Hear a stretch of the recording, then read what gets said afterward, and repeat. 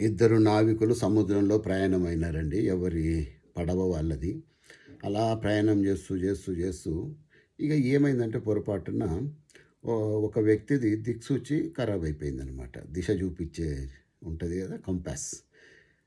ఆయన దగ్గర ఫుడ్ మాత్రం మస్తుంది బోటు నిండా. ఈయన దగ్గరేమో ఇంకొక నావికుడి దగ్గర దిక్సూచి బాగుంది కానీ ఫుడ్ అయిపోయింది. సో వీళ్ళిద్దరూ మాట్లాడుకున్నారు. బాబు అట్లా కాదు. ఇప్పుడు నా దగ్గర దిక్సూచి కరెక్ట్‌గా ఉంది. దిశ నాకు తెలుసు. నీ దగ్గర ఫుడ్ ఉంది. దిశ తెలవదు నీకు. కాబట్టి ఆ ఫుడ్ అంతా నా బోట్‌లోకి తీసుకొచ్చేయి నువ్వు కూడా. మనం కలిసి ప్రయాణం చేద్దాం. ఇది అంతవరకు యాంకర్ చేసేయి. మనం వెళ్ళాక ఎవరినో ఒకరిని సహాయం తీసుకొద్దాము. మన బోట్‌ని మనం తీసుకొచ్చేయొచ్చు అని చెప్పిండనమాట. ఈయనేమన్నాడు, నా దగ్గర మస్తు ఫుడ్ ఉంది భయ్. నాకేముంది యాంకర్ చేసి ఈడ కూర్చుంటా. చాలా పడవలు వస్తుంటాయి, నావలు వస్తుంటాయి. ఎవరో ఒకళ్ళు నాకు హెల్ప్ చేస్తారులే, దిక్సూచిస్తారు. అప్పుడు నేను వస్తాను నువ్వు అన్నాడు. ఇక ఆయన పాపం ఫుడ్ లేకుండా 2, 3 రోజులుగా ప్రయాణం చేసి చాలా కష్టపడ్డాడు. మొత్తానికి గమ్యం చేరాడు. తన ఫ్యామిలీని చేరుకున్నాడు. ఈయన గారేమో ఎవరో వస్తారని ఏదో చేస్తారని ఒక పాట ఉంది కదా! ఎవరో వస్తారని ఏదో చేస్తారని ఎదురు చూసి మోసపోకుమా నిజము మరిచి నిద్రపోకుమా నిద్రపోయిండు. ఫుడ్ అంతా అయిపోయింది కొన్నాళ్ళకి. ఎవ్వరు రాలే.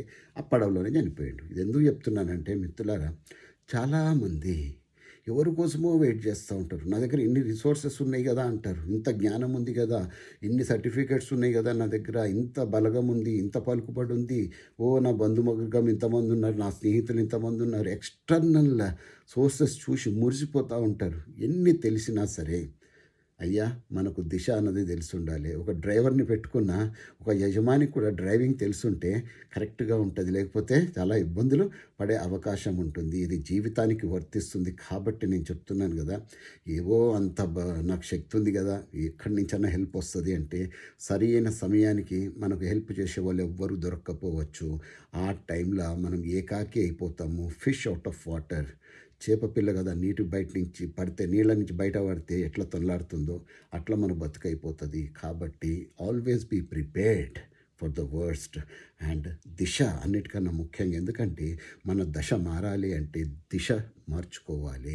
ఆ దిశ మార్చకపోతే కష్టమైపోతుంది. కాబట్టి దిశ తెలిసి ఉండాలి. You should know the direction of your life where you are heading towards.